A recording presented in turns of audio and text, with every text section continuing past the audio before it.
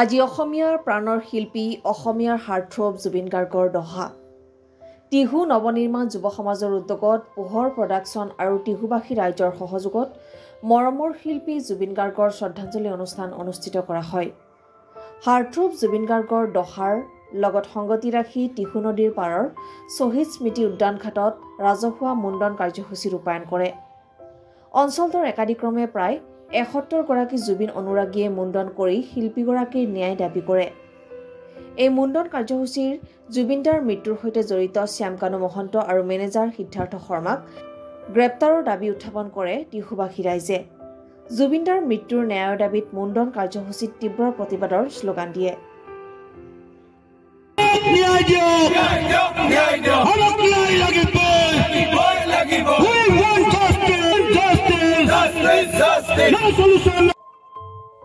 হয়, আমাৰ মাজত জুবিনদা নাই, কেতিয়াও আমি বিশ্বাস কৰিব নোৱাৰোঁ। আমি মানি ল'ব এতিয়াও পৰা নাই কি জুবিনদা আমাৰ মাজত এতিয়াও নাই।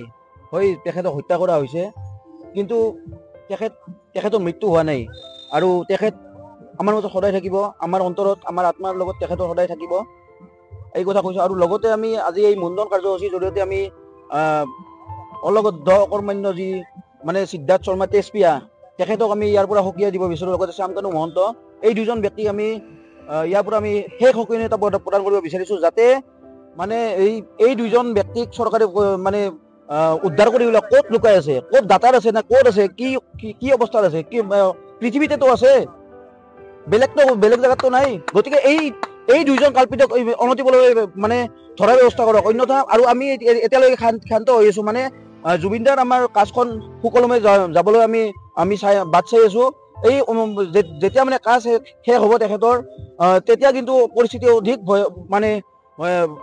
ভয়াৱহ হ'ব। মানে কি জুবিনদাৰ লগত মানে এনেকুৱা হোৱা কোনো অসমীয়া জাতিক ভাল পোৱা মানুহে কোনোৱে মানে সহ্য নকৰে। আৰু আজি আমি বৃহত্তৰ টিহুবাসী ৰাইজৰ তৰফৰ পৰা আমি এই চৰকাৰলৈ আমি আহ্বান জনাইছোঁ, তেখেতে য'ত লুকাই আছে বা চৰকাৰৰ দ্বাৰাই লুকাই আছে না কি কৰিছে, কিন্তু তেখেতক ধৰিবই লাগিব, ধৰি উচিত শাস্তি দিব লাগিব।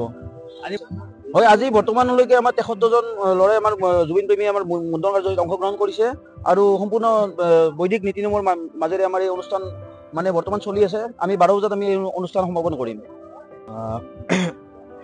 আজি অসমৰ ৰিহাৰামতো জুবিনদাৰ দহা কৰ্মৰ লগত সংগতি ৰাখি আমি টিহু নৱনিৰ্মাণ যুৱ সমাজৰ তৰফৰ পৰা এটা ৰাজহুৱা মুণ্ডন কাৰ্যসূচী হাতত লৈছিলোঁ। আমাৰ লক্ষ্য এইটোৱে হ'ল যে কি পৰ্যায়ত মানুহ এজনে মানে নিজৰ মূৰত মানে কোৰ লগায়, হয়তো তেখেতৰ পিতৃ ঢুকাব লাগিব, নহয়তো মাতৃ ঢুকাব লাগিব। আজি আমাৰ মাজৰ পৰা জুবিনদা হেৰাই যোৱাত আমি প্ৰতিজন অসমীয়াই সেইটো দুখ অনুভৱ কৰিছোঁ আৰু সেইটো দুখ লাগিছে, যাৰ ফলত আজি আমি মুণ্ডন কাৰ্যসূচীৰ নিচিনা এটা কাৰ্যসূচী হাতত ল'ব লগা হৈছে। ইয়াৰ উদ্দেশ্য এটাই, যাতে আমি চৰকাৰক বুজাব খুজিছোঁ এই মুণ্ডন কাৰ্যসূচীৰ জৰিয়তে জুবিনদা আমাৰ মাতৃ পিতৃ সদৃশ আৰু তেখেতৰ এই হত্যাৰ ন্যায় লাগে, আমাক অতি সোনকালে ন্যায় লাগে। এই ন্যায়ৰ কাৰণে আজি আমি এই কাৰ্যসূচীটো মানে ৰূপায়ণ কৰিছোঁ।